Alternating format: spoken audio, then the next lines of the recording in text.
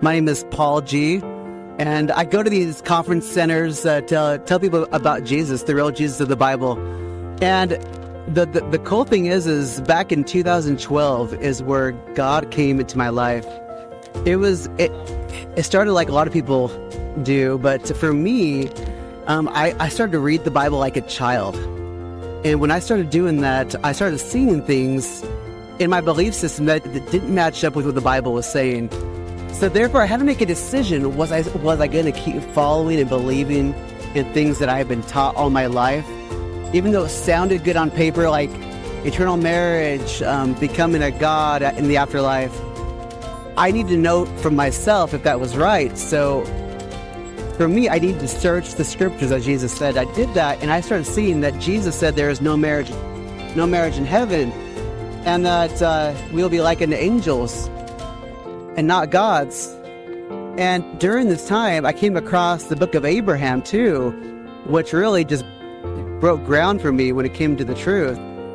And I found out that it was really the book of breathings, the book of the dead, and where they would just put these scrolls in burial chambers, and it had nothing to do with Kolah, priesthood, the things that we read about in the book of Abraham, especially the facsimiles. So, I was in my closet when I was contemplating all these things, and I thought it was better to be saved and to follow Jesus than to go along with what I had believed in all my life and feel comfortable in a church I don't believe in.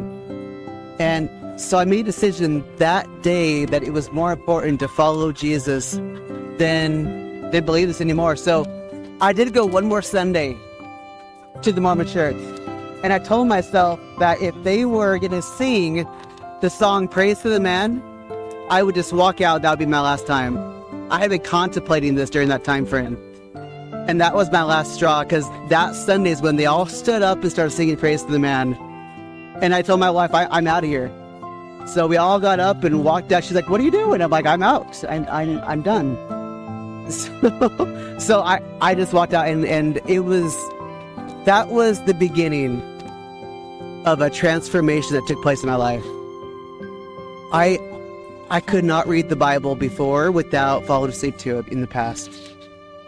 It was the book I would read if I wanted to fall asleep at night. But after I decided that it was the lamp unto my feet, the real lamp, the guidepost, I decided reading it like I had never read it before, and the words started flying off the pages and into my heart, and it became a love story in my life, a real map to where I should be going and the things I should be choosing and doing.